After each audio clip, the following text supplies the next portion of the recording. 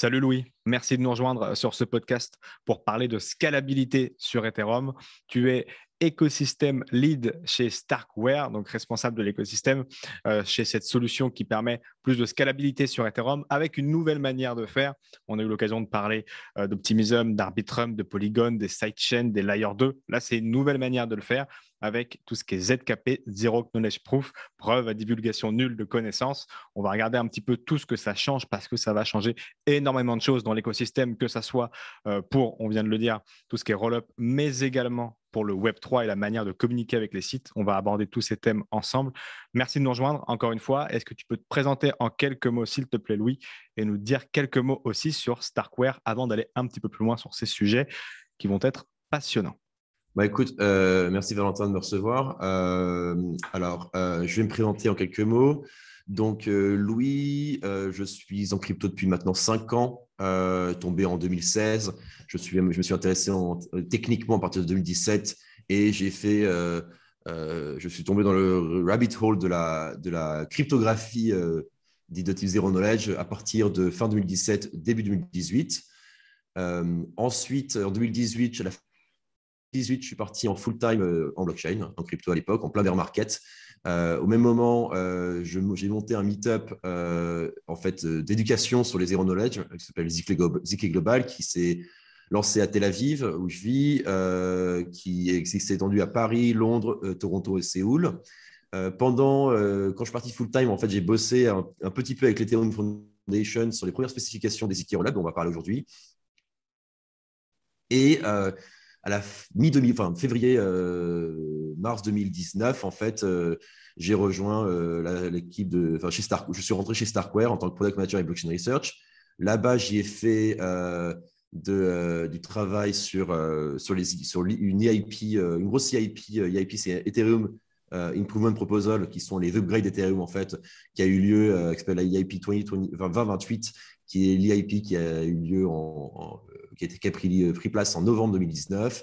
J'ai publié 2 blog posts sur des designs de protocoles DeFi sous le nom de DeFi Pooling et DAM, qui sont des références maintenant sur la partie communication DeFi et communication L1 L2, et pas mal de travail avec l'équipe de Sorare, Immutable, sur leur intégration et les features qui permettent de définir aujourd'hui ce qu'ils font ce qu'elles font avec StarkEx et avec Starkware. Ok. Donc voilà pour le petit topo. Trop bien, merci beaucoup. Et on discutera justement de tout ça plus en profondeur, comme tu le disais durant tout l'épisode.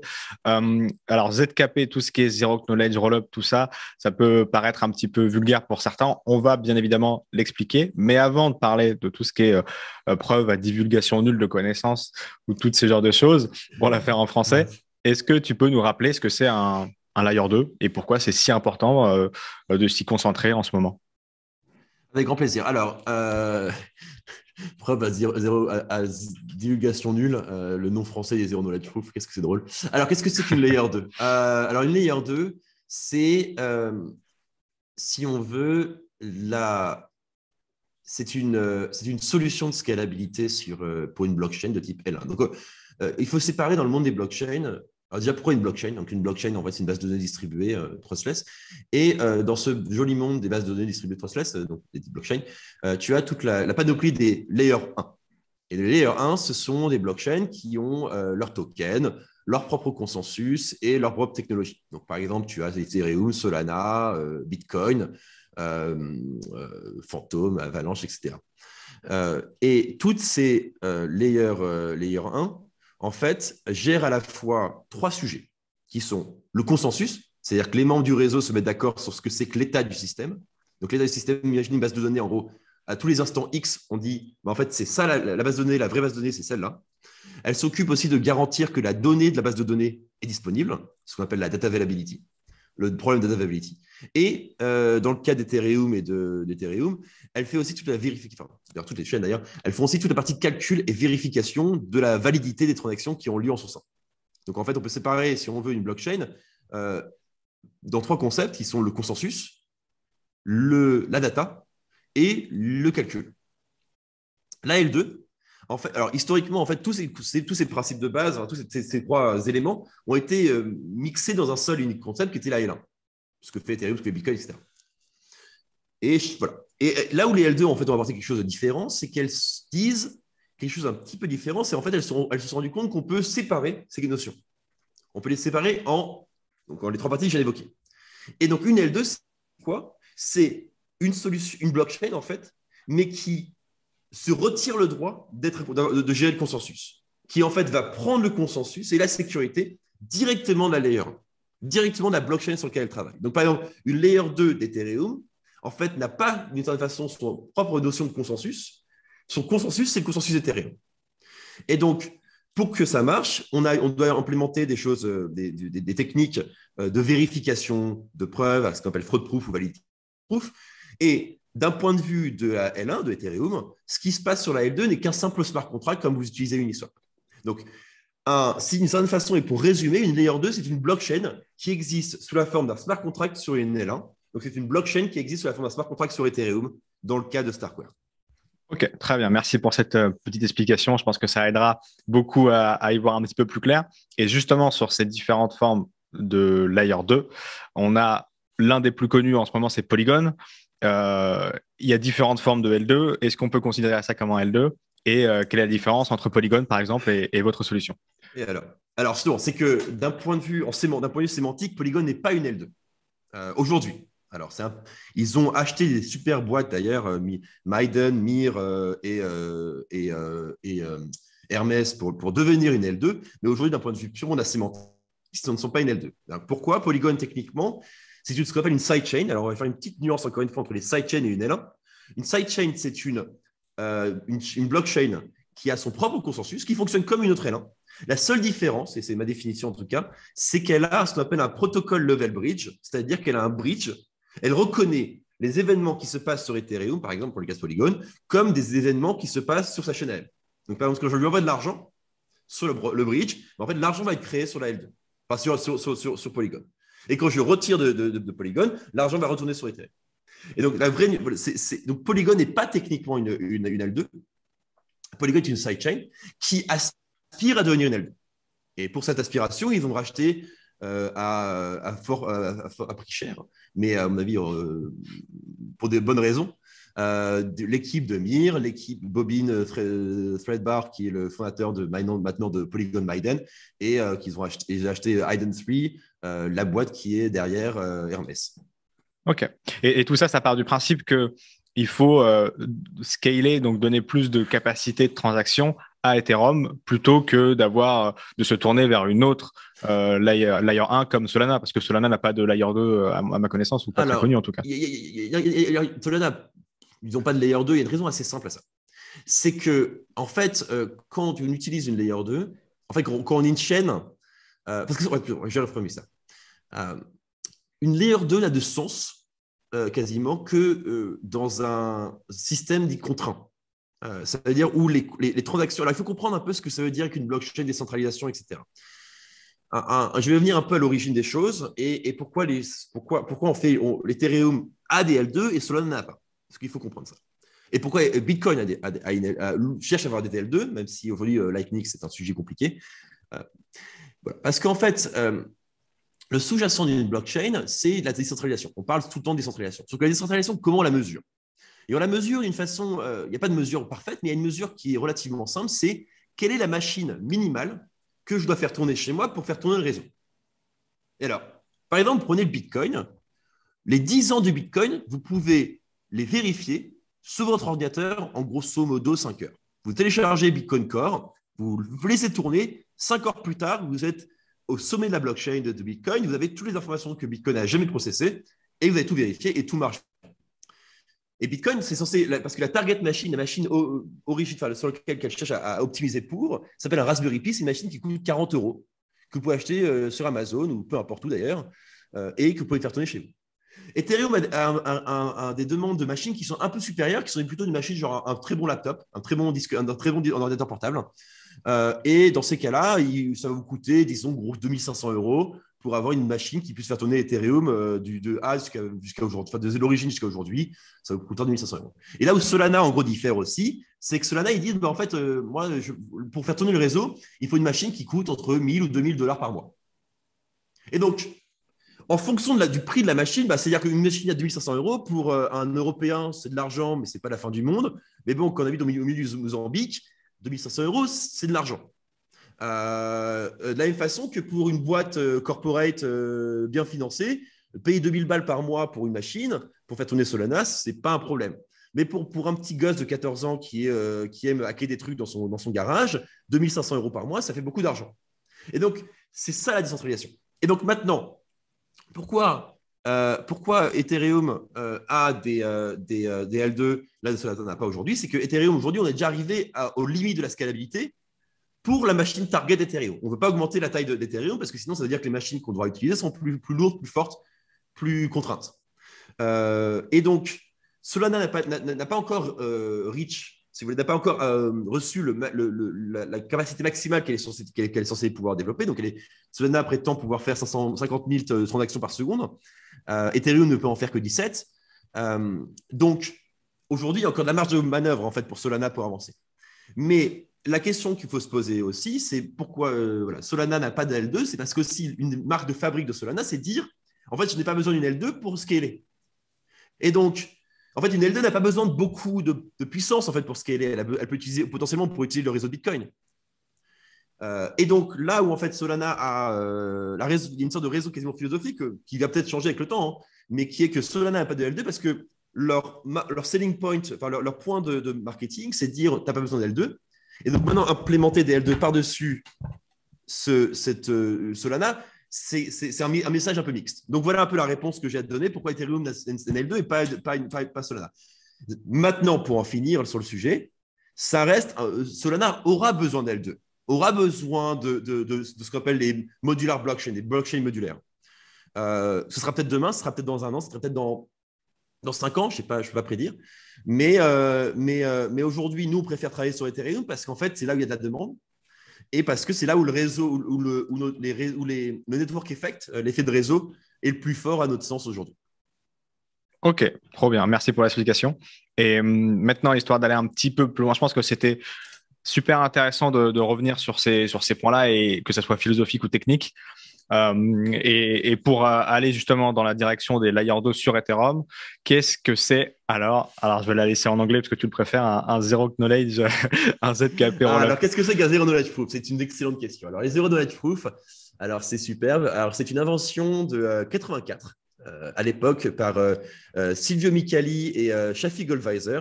Silvio Micali qui est devenu par l'anecdote cofondateur d'Algorand, et Shafi Goldweiser qui est très récemment devenu scientific advisor de Starkware. Alors, ces deux professeurs du MIT, en fait, qui ont reçu le Turing Award pour leur découverte, ont inventé, à mon sens, la plus grande évolution en logique. Je pense à la logique, dans le sens philosophique du terme, depuis 2000 ans, c'est-à-dire la possibilité de faire des preuves dites probabilistiques.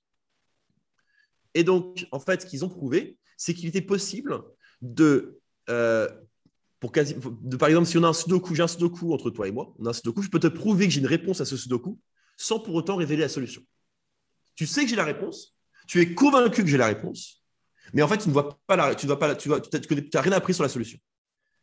Et donc, un autre exemple qui est parfois plus concret pour les personnes, c'est une boîte veut racheter, disons qu'il y a Microsoft qui veut racheter une petite startup. Microsoft veut racheter Snapchat. OK. C'est là comme petite startup, c'est bien avancé déjà. Snapchat, OK, alors donne-moi une petite startup qui n'est pas une petite startup. Donne-moi une petite startup française que tu aimes bien. Allez, dis-moi, on va faire ça comme ça. Allez, qu'est-ce qu'on a en startup français qu'on aime bien? Voilà, et tout de suite, c'est plus compliqué. On va dire Paraswap, tu vois, les Paraswap, très bien. C'est un copain. Mounir, c'est un copain, on va dire Paraswap. Alors, donc Microsoft veut racheter Paraswap. Donc, qu'est-ce que va faire Microsoft? Il va demander à Paraswap, montre-moi ton bilan de résultats et toutes tes informations comptables. Pourquoi? Parce qu'il veut savoir si tu es rentable, quelles sont tes dépenses, et ainsi de suite. Mais en fait, ce qui se passe, c'est que Microsoft qui a accès à toutes ces informations, demain, il peut se dire, c'est bon, j'ai accès à toute l'information et toute la propriété intellectuelle de Paraswap. En fait, j'ai juste copié et voilà, c'est fini. Donc, Paraswap, il y a toujours ce côté un peu duel, ce duel entre j'ai envie de travailler avec toi, mais en même temps, est-ce que je te fais confiance pour tirer toutes mes infos? Alors, comment c'est souvent réglé? On passe par des banquiers d'affaires qui auditent les données, qui vont faire ça pour le compte de tiers et qui sont théoriquement par la loi ou par des contraintes réglementaires, enfin contractuelles, interdits de parler de ce qu'ils ont fait. Avec des zero knowledge proof, en fait, on pourrait imaginer que Paraswap, en fait, ça certifie ses comptes. Et maintenant, Microsoft pourrait poser des questions à Paraswap et répondre à ces questions. Est-ce que tu es Microsoft nous demande à Paraswap, est-ce que tu es rentable? Paraswap pourrait dire oui ou non, juste sur la base de données, sans pour autant révéler toutes les informations comptables que Paraswap possède. Et ça, c'est ça ce que permet les zero knowledge proof. Alors, ce qui est très cool avec ce truc-là, c'est qu'en fait, c'est aussi une technique de compression. Et on s'est rendu compte que si aujourd'hui, la façon dont fonctionnent les blockchains, c'est que la trustlessness, le fait qu'on fait confiance à personne, c'est parce qu'en fait, je vais pouvoir revérifier tout moi-même. Et en fait, cette vérification, elle est dite naïve. C'est-à-dire que le miner qui va créer un bloc, il va travailler en temps N, il va faire, disons, N opérations. Mais en fait, tous ceux qui passent derrière, tous les verifiers qui passent derrière, tous les nœuds du réseau qui vérifient, en fait, vont aussi travailler en même temps. Il n'y a aucune différence structurelle entre le travail du miner et le travail du verifier sur la partie calcul et update de la base de données. Et ce qu'apporte les zero knowledge proof, c'est qu'en fait, on se rend compte qu'on peut maintenant faire une séparation entre prover et verifier.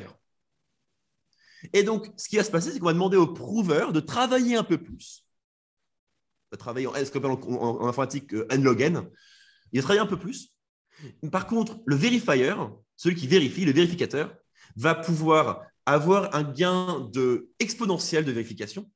Et lui, ça va lui prendre quelques millisecondes, là où ça lui prendrait une semaine avant de vérifier. Ou ça lui prendrait une minute de vérifier, non, ça va lui prendre une milliseconde.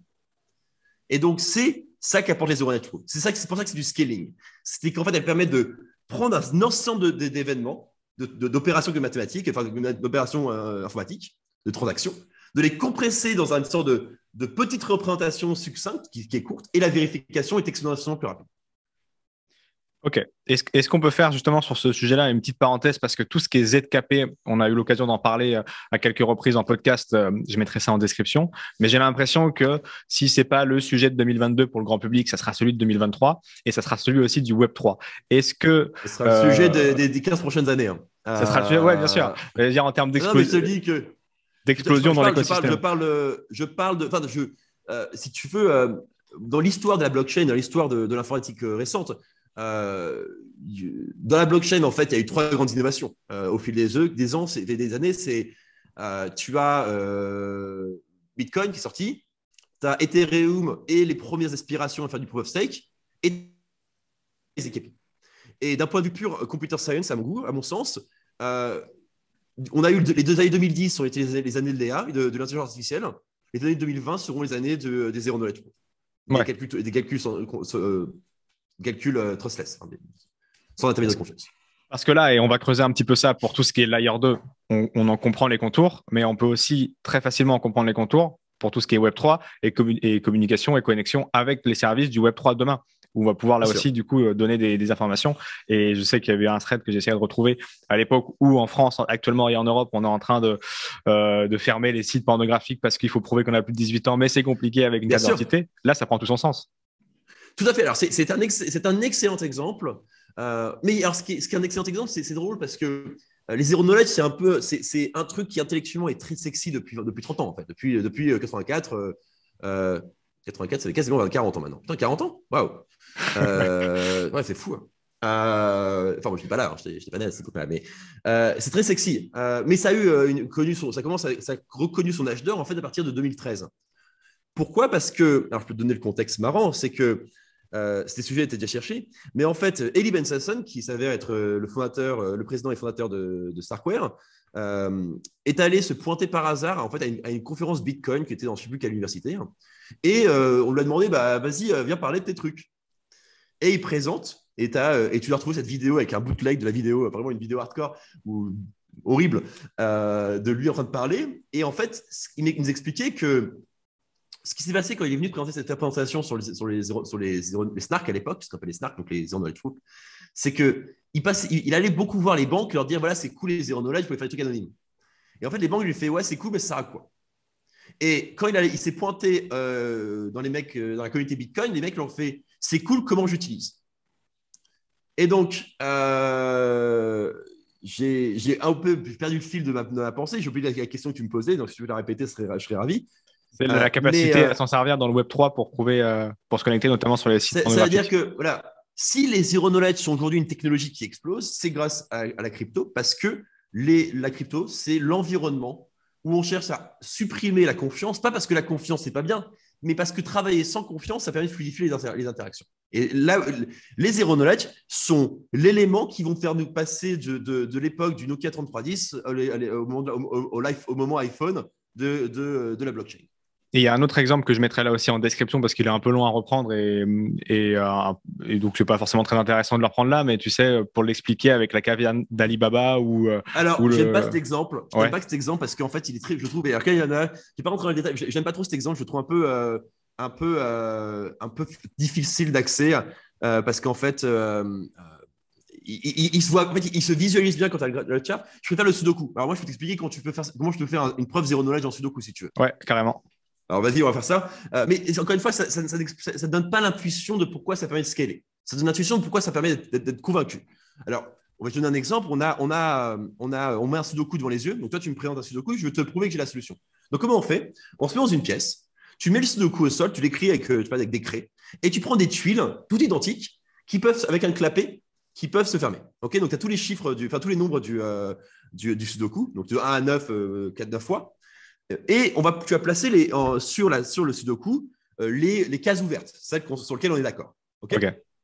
Tu les mets, tu les regardes, je te demande de te tourner, tu te tournes, et moi je prends toutes les autres pièces qui étaient à côté, et je les mets sur le Sudoku, et là je les ferme. En gros, je mets tous les clapets dessus, donc tu ne les vois pas. Et toi, je te demande de te retourner, et là tu vois quoi? Tu vois tout le Sudoku complet avec des tuiles fermées, sauf celles qui étaient ouvertes au départ. Celles sur lesquelles on est d'accord. Okay. Comme ça, tu sais que je n'ai pas modifié le Sudoku. Tu sais que ce que tu as mis sur lequel tu étais d'accord au départ, c'est bien le même Sudoku. Et donc, moi, j'ai rempli ce Sudoku. Qu'est-ce que tu fais maintenant? Tu fermes le Sudoku. Enfin, tu fermes les tuiles qui étaient ouvertes. Donc, tu vois, donc, tu as un Sudoku qui est rempli de tuiles fermées. Ok. Tu visualises pour le moment? Ouais, pour l'instant, ça va. Ça va. Ok, maintenant, je vais te demander de choisir une ligne, une colonne ou un carré dans le Sudoku. Bon, disons que tu vas prendre, je sais pas, le carré. Tu prends le carré, moi je prends le carré, je le mets dans un sac, je prends les tuiles qui sont dans le carré, je le mets dans un sac, je les secoue et je te le donne.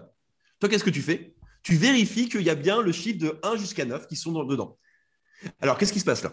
Là, si je t'avais menti, que je n'avais pas la solution, bah, je t'ai menti. Donc, tu vas trouver tout de suite qu'il y avait il y a deux 9, par exemple. Il y a deux 9, il y a deux 2, et ainsi de suite. Donc là, en fait, par contre, si je t'ai pas menti, que j'ai vraiment la solution, bah, en fait, là, la première fois, tu n'étais pas convaincu. Tu as de la chance. Peut-être que tu as pris celui où je n'avais pas triché. Donc, tu vas répéter l'opération jusqu'à ce qu'on soit d'accord. Je vais répéter la simulation une fois, 2 fois, 10 fois, okay. 1 milliard de fois, 1 trilliard de milliards de fois. Et en fait, au bout d'un moment, la probabilité que je t'ai menti, elle est tellement faible. En fait, tu peux être donc alors ce qu'on appelle le computationnellement, d'un point de vue calcul, tu sais que j'aurais jamais pu te faire te tromper autant de fois, donc tu sais que j'ai la solution. Ce qu'on appelle une preuve probabilistique. Ouais, d'accord. Ok, ouais, c'est bien comme exemple. Mais je le mettrai aussi. Il y a quelque chose qui le met en visuel quelque part pour que je le mette en description. Oui, je pense que tu vas le trouver. Tu vas le trouver. Je te le trouverai après. Vas-y, carrément. Merci. Mais donc voilà, là, effectivement, on comprend l'importance et l'intérêt de tout ça. Maintenant, si on revient sur la solution, si on revient sur les roll-up à cette utilité-là, contrairement à Polygon où on doit tout simplement créer un nouveau réseau sur MetaMask et switcher et bridger et tout, comment ça fonctionnerait pour utiliser le ZKP sur, par exemple, AAV demain? Ouais, on utilisera AAV, une solution comme ça. Alors, Starkware, en fait, a deux solutions. Enfin, Starkware, il y a deux types de solutions qui sont marchées. Celles qui existent réellement en production, à l'exception de Starknet, je vais y venir, c'est ce qu'on appelle des single DApp roll-up. Ce sont des roll-up, donc ce sont des L2, des blockchains, qui ne peuvent faire que un nombre limité d'opérations et qui ne sont pas programmables de cette façon. Donc, par exemple, prenons StarkEx, qui est utilisé par Sorare, qui est utilisé par Immutable, par Diversify et par DYDX. Sorare, par exemple, le StarkEx, il peut faire du transfert de tokens, il peut se faire du swap, enfin, pas du précis, des limit order, ça va être un peu différent des swaps, mais je vais en revenir, et du minting d'assets. Dans le contexte de DYDX, ça peut faire du deleveraging, ça peut faire des liquidations, ça crée des positions et ça les lock. OK? Donc, c'est ce qu'on appelle les single DApp roll-up. Elles ne font qu'une chose, elles le font bien. Donc ça, c'est dans le cadre de ce que tu disais, pardon, avec du coup une sorte de smart contract en L2 qui fait ça. Exactement. Okay. Tu as un système off-chain qui est par exemple géré par Sorare où tu déposes comme si tu allais déposer dans un vault, tu déposes chez Sorare et là tu peux jouer à Sorare et acheter des cartes sur Sorare. Ok. C'est la même chose, par exemple, pour zkSync. zkSync V1, aujourd'hui, ça permet de faire des transferts. Ça, ils ont une notion de swap aussi, et de minting d'assets, mais voilà, ça fait qu'une seule chose, et peu de choses et peu de choses bien. Ça, c'est une autre itération, mais qui a le même objectif que vous. Exactement, c'est une autre boîte qui fait ça. Tu Ouais. as Aztec qui fait ça avec de la privacy, tu as Hermès qui fait que des transferts, et ainsi de suite. C'est Hermès qui a été racheté par Polygon, comme je disais tout à l'heure. Donc maintenant, la question, c'est un truc qui serait, est-ce qu'il existe un roll-up ou une L2 qui soit équivalent, en tout cas ZK L2, qui soit équivalent de Polygon. Et en fait, ce qu'on appelle, la version technique de ça, c'est ce qu'on appelle une smart, enfin, c'est un roll-up avec smart contract et composabilité. Il faut les deux. Et en fait, Starknet est le premier ZK roll-up composable avec smart contract. Et Starknet est en production depuis maintenant un mois, en testnet depuis 6 mois. Et aujourd'hui, on peut voir des projets, notamment un projet français que j'adore qui s'appelle Brick. Je ne sais pas si tu en avais parlé, qui fait, alors je te laisse Brick, BRIK.construction, qui te permet de minter un NFT sous la forme d'un Minecraft. C'est Minecraft et tu peux minter ton propre NFT et ta propre structure avec tes briques. Ok. C'est très cool. Ouais. Super boîte française. Je passe le bonjour à Sylve et à Lancelot, qui sont les fondateurs et que j'adore. Il y a d'autres des projets français d'ailleurs qui se lancent sur Starknet, mais je vais y venir. Donc, Starknet, en fait, c'est comme Polygon, c'est comme Ethereum, sauf que ça a des smart contracts, ça permet des smart contracts qui interagissent les uns avec les autres, sauf que ça scale. Ça scale parce qu'en fait, je peux compresser facilement toutes les opérations qui ont eu lieu sur le réseau avec des preuves. Et donc, en fait, je peux vérifier l'ensemble des opérations qui ont eu lieu sur le réseau en quelques millisecondes. Et en le vérifiant sur les smart contracts sur Ethereum. Donc, aujourd'hui, ce que tu fais là sur Starknet, tu as l'équivalent de Polygon, mais avec du scale en L2. Là, aujourd'hui, Polygon n'en a pas. Et voilà. Et là-dessus, moi, ce que je vois de assez incroyable sur Starknet aujourd'hui, c'est que tu as des projets qui émergent sur Starknet qui ne pourraient pas exister nulle part ailleurs. Qui ne pourraient pas exister ailleurs, mais vraiment ailleurs. C'est-à-dire que par exemple, il y a ce dev qui s'appelle Guilty Gyoza. Guilty Gyoza sur Twitter. En anglais, je pensais que on mettra le lien après. Ouais. Guilty Gyoza, lui, son rêve, alors j'adore cette histoire, c'est de vivre dans le métaverse. Alors vraiment, c'est un peu d'une blague comme ça, mais en gros, je ne sais pas si vous avez tous vu Ready Player One, mais en gros, son rêve, voilà, son rêve, c'est de vivre dans un monde virtuel où il peut jouer à des jeux vidéo for a living, quoi. Et donc, de quoi tu as besoin pour faire ça? Tu as besoin de 3 trucs. Tu as besoin de serveurs décentralisés parce que tu ne veux pas appartenir à Google, quoi. Si le jeu appartient à Google, on est un peu tous dans la merde et ça fait des dystopies comme littéralement dans Ready Player One. Donc, il faut une blockchain. Et par contre, il te faut 2 choses après. Il te faut ce qu'on appelle un physics engine, un moteur de rendu physique pour faire des simulations et pour que l'interaction les participants du jeu soient réalistes. Donc, par exemple, quand je saute, je sois soumis à la gravité. Quand je lance une balle, qu'elle fasse une trajectoire de balistique. Ce qu'on appelle un physics engine. Donc, lui, il a implémenté un physics engine en Cairo. Pourquoi en Cairo? Parce qu'en fait, Cairo, c'est le langage de Starknet. Pourquoi en Cairo? Parce que Cairo permet de faire ses calculs à moindre coût, à l'opposition de ce qui pourrait se passer sur Ethereum. Et un autre truc dont tu as besoin pour faire tu as besoin de d'autres choses. Il y en a un qui va en faire aussi. Un truc que tu as besoin pour faire un jeu marrant, c'est que tu as besoin de NPC, non-playable character. Donc, de quoi tu as besoin pour un NPC? Tu as besoin d'AI. Tu as besoin d'une façon pour eux de pouvoir interagir avec les vrais joueurs de manière réaliste avec un tueur. Donc, qu'est-ce qu'il a implémenté, lui, dans deuxième phase? Il a implanté ce qu'on appelle un moteur de rendu, d'interprétation, d'inférence de machine learning, d'AI, et qui permet de faire de la reconnaissance d'image. Alors, c'est un proof of concept, c'est un exemple, mais il cherche à montrer ce que peut être fait sur Cairo. Et là, récemment, il a publié un rendering 3D stocké sur Starknet pour pouvoir représenter en 3D les objets dans lesquels il veut vivre dans son métaverse. Et donc, ce qui est hyper intéressant, en tout cas sur les ZK Rollup aujourd'hui, c'est que tu peux émerger des choses qui ne pourraient exister nulle part ailleurs. Et ça, je trouve ça absolument fascinant. Et pour les utiliser, là, alors que ce soit ces solutions-là, ces idées-là, ou comme on le disait justement tout à l'heure, des solutions qu'on connaît déjà comme DYDX, est-ce qu'il va falloir, parce que c'est ça qu'on peut avoir du mal à comprendre, par exemple par rapport à Arbitrum ou Optimism, les ZKP, est-ce qu'il faut déposer les fonds ou est-ce qu'on va juste payer les transactions off-chain? Comment ça marche ça? Alors ça dépend, tu vas avoir des objets, des tokens qui sont natifs créé directement sur la L2, c'est ce que se passe. C'est la même chose. En fait, c'est littéralement ce qui se passe sur Arbitrum Optimism, c'est la même chose qui se passe avec les ZK Rollup.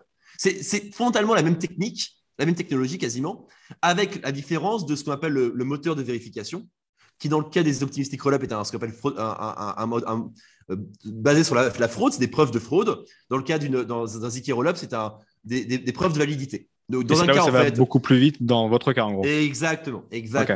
En fait, la différence, c'est que dans le cas d'un optimistic rollup, tu imagines que quelqu'un va dire ça, c'est faux. Dans le cas d'un ZK Rollup, c'est le ZK Rollup qui prouve à Ethereum que tout ce qui s'est passé est correct. Et en fait, ça a quelques conséquences intéressantes. C'est que ça scale mieux, fondamentalement. Pas juste, c'est-à-dire que ça scale beaucoup mieux.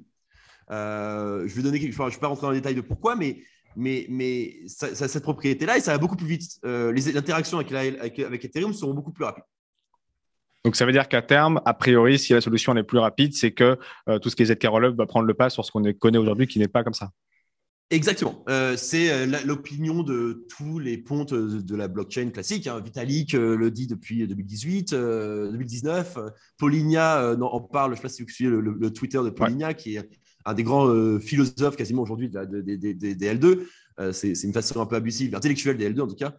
J'adore ce monde où en fait être sur Twitter, raconter ses diatribes, ses pensées de douche te fait de temps intellectuel, mais j'adore parce que je suis comme ça, donc j'adore Polynia, on est copains, mais c'est ce que tout le monde pense, oui, parce que fondamentalement les ZK sont la vraie technique de rupture, là où le reste en fait ne fait que pallier avec des patchs plutôt qu'il y a une différence de paradigme. Ok. Et est-ce qu'on peut ouvrir rapidement un petit peu le chapitre même si je pense que maintenant que tu en as brossé une grande partie, on comprend que ça vivra en concomitance avec Ethereum 2.0, justement. Mais ce ETH 2.0, en quoi il ne menace pas, entre guillemets, les ZK Rollup? Ou est-ce qu'il les menace finalement? Alors, c'est une excellente question. Alors, historiquement, il aurait dû les menacer. En fait, la façon dont le ETH 2.0 a été pensé, il devait les menacer. Mais depuis, en fait, fin 2020, Vitalik a posté en gros une nouvelle roadmap de ETH 2.0 qui s'appelle Rollup-Centric ETH 2.0. Et le Rollup-Centric ETH 2.0, en fait, c'est dire que ETH 2.0, en fait, comme tout à l'heure, je vous parlais de la séparation entre le consensus, la data et l'exécution. En fait, historiquement, on n'avait pas fait ce distinguo. Et le Rollup-Centric ETH 2.0, en fait, revient à dire la data sera gérée par les shards, par ETH 2.0. Le consensus sera géré aussi par Ethereum, mais l'exécution sera gérée par les rollups. Et donc, en fait, aujourd'hui, les rollups sont une extension ETH 2.0 est quelque chose, un outil pour faciliter la vie des rollups, et ce n'est plus une compétition de ce que les rollups auraient dû faire. Les deux sont non plus. ETH 2.0 a été modifié pour devenir un outil complémentaire au rollup on purpose, pour cette raison-là. Parce que c'est une meilleure façon d'organiser le scaling. Les rollups sont une meilleure façon d'organiser le scaling, en fait, pour plein de raisons. Ok, donc ça fait partie du programme de Ethereum 2.0, du coup. Exactement. Et alors même, pour être précis, Vitalik a publié en décembre, le 27 décembre, je crois, ou le 19 décembre, ce qu'on appelle le Endgame, où en fait, il entérine cette séparation data, consensus, exécution. Mais même, en fait, il revient même sur quelques principes historiques qui étaient liés au rollup, qui étaient de dire qu'en fait, c'est pas grave si la base de données est gérée par quelques entités centralisées, tant qu'elles ne peuvent pas mentir, elles ne peuvent pas tricher. Tant qu'elles sont accountable. Tant qu'elles sont responsables, on les tient responsables de ce qu'elles font. Et la responsabilité, ça se définit de plusieurs façons. Et donc, notamment, c'est ce que littéralement, nous, en tout cas, sur les ZK Rollup, c'est ce qu'on pousse. C'est-à-dire que toi, tu peux vérifier ce que ce data center a fait sur ton téléphone, mais le data center, lui, il va avoir besoin d'un data center pour faire son opération. Et ce n'est pas grave, parce que tu permets de tenir responsable et tu peux vérifier ce qui se passe sans pour autant sacrifier ta décentralisation et ta machine. Ok, et je mettrai dans la description là aussi Endgame, ça va faire pas mal de lectures à nos auditeurs, mais je pense que c'est des trucs intéressants. La blockchain est un espace de philosophie. Vous savez, quand on est depuis assez longtemps, c'est un mélange d'économie, enfin, ça reste, non, c'est un mélange d'informatique, de cryptographie, de philosophie anarchique, anarchiste dans le sens libertaire du terme. Mais j'invite pour tous les auditeurs Les aussi à lire. fameux 8 points, ouais. Voilà, il y a tout un. Voilà, je même pas où j'ai oublié. C'est un univers qui lit tellement de sujets qu'on y trouve toujours de quoi manger.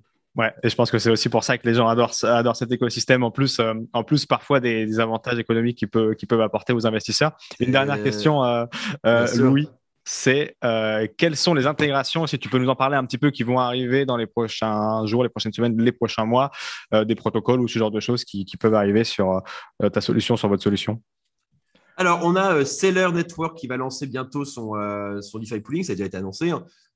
Mais ça sort bientôt. Sur Starknet, alors on a plusieurs clients en pipeline que je ne peux pas parler, mais sur Starknet, on a, comme je disais, des super projets de type Brick. On a StarkVote avec Snapshot. Snapshot, la solution de DAO qui, en gros, va travailler avec nous pour faire une meilleure solution de vote, qui s'appelle StarkVote. On a Dopwar, on a Influence, on a qui d'autre? On a Zigzag qui va arriver sur le réseau bientôt avec leur solution de spot trading. On a Oasis qui est une plateforme de marketplace qui devrait lancer bientôt. Euh, très honnêtement, l'écosystème grandit tellement vite que j'ai du mal à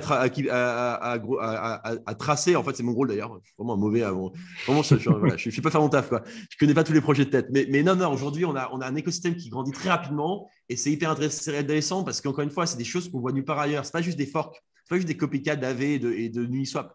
On a des choses vraiment différentes et ça m'excite. Ouais, et c'est vrai que c'est la grosse différence entre les mois précédents et ceux qui sont aujourd'hui, et les mois actuels et ceux qui viennent.